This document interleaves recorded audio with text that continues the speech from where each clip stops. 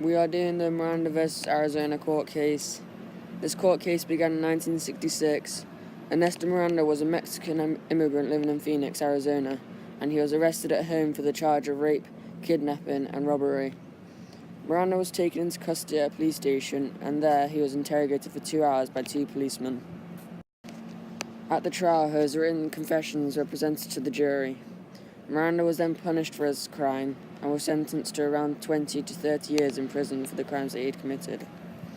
However, throughout the investigation, they had no proof that he had committed these crimes except for the confessions he made. Ernesto Miranda was actually found when he stole $8 from a bank in Arizona. The Miranda rights involved 4 criminal defendants.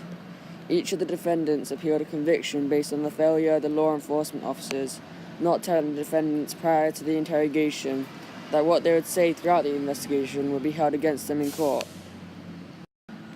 Miranda was the first one of the 4 to be interrogated, and was the first one to confess his crimes. All 3 confessed after a period of interrogation without the assistance of legal counsel, and all of the defendants were sentenced to a period of time in prison. A criminal defendant's right to an attorney is found in the 6th Amendment to the U.S. Constitution, which requires the assistance of counsel for the accused in all criminal prosecutions. This means that a defendant has a constitutional right to be presented by an attorney during trial. All in all, this led to the making of the Miranda rights, which benefited the public by preventing self-incrimination. The Miranda rights protected the rights of the defendant by the 5th and 6th Amendments.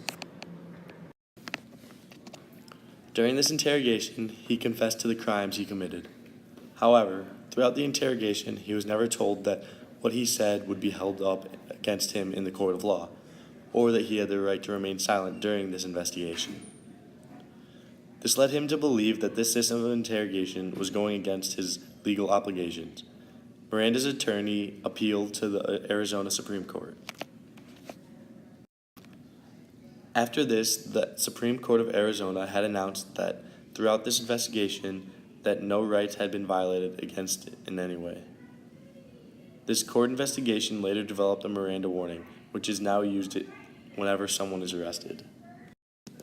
Quote, "The basic legal rights for criminal defendants subjected to custodial interrogation included the 5th Amendment right against self-incrimination and the right to counsel. This latter right established by the court 2 years earlier in Escobedo v. Illinois." Close quote. Self-incrimination is the act of exposing oneself, generally by making a statement, to an accusation or charge of crime, to involve oneself or another person in a criminal prosecution or the danger thereof.